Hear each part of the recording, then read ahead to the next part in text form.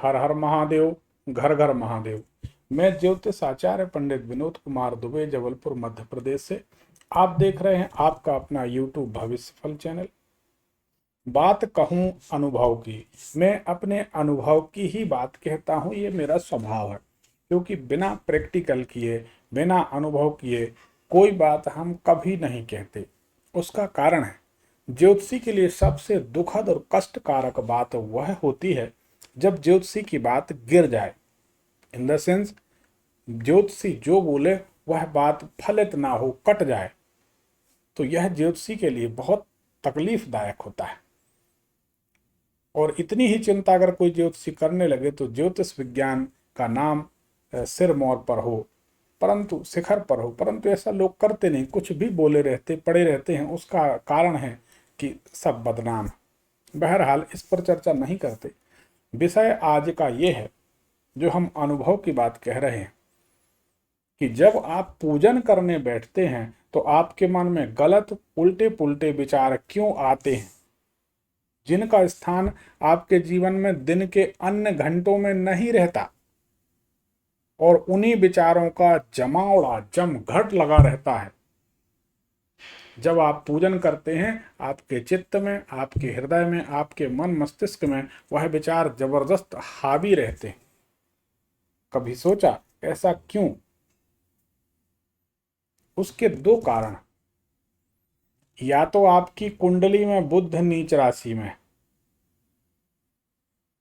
या तो आपकी कुंडली में बुध की पोजीशन अच्छी नहीं है। बुध पाप कर्तृ योग में है, बुध पाप मध्यस्थ में है। पाप मध्यस्थ में होने के कारण भी ऐसा होता है। एक कारण तो यह है। दूसरी बात, इसका एक कारण और है।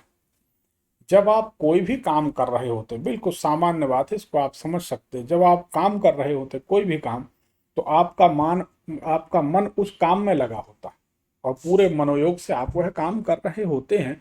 इसलिए आपको दूसरे विचार आने का प्रश्न ही नहीं है।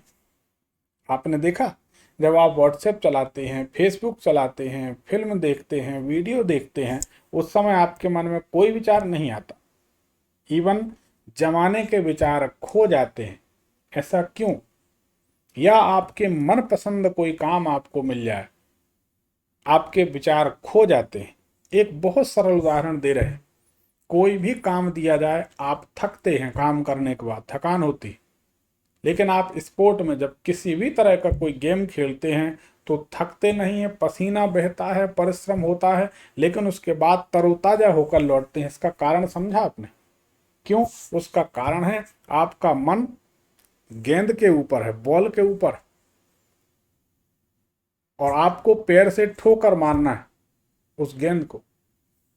तो जहां आप पैर से ठोकर मारने वाले हैं, वहीं पर ध्यान भी है, वहीं पर शरीर का भी केंद्रीकरण है, ऊर्जा का भी केंद्रीकरण। तो जब मन और शरीर दोनों एक साथ होते हैं तो थकान होगी ही नहीं। लेकिन मन अमेरिका में, शरीर आपका भारत में, तो थकान तो होगी ना। एक ये कारण है। इसलिए मन में नाना प्रकार के विचार आते हैं पूजन में, क्योंकि जब आप पूजन में शांत बैठते हैं तो खाली दिमाग शैतान का, और दिमाग जैसे ही शांत होता है, मन का स्वभाव है खुरापात करना। इसलिए मन में नाना प्रकार के विचार आते हैं। आप उनकी चिंता मत करिए, आप शांत रहिए, उस विचार से जुड़िए मत।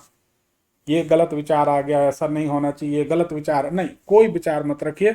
आप चुपचाप शांत अपने भगवान का, इष्ट देव का ध्यान करिए, वह सब दूर कर देंगे। और धीरे धीरे आंख बंद करेंगे।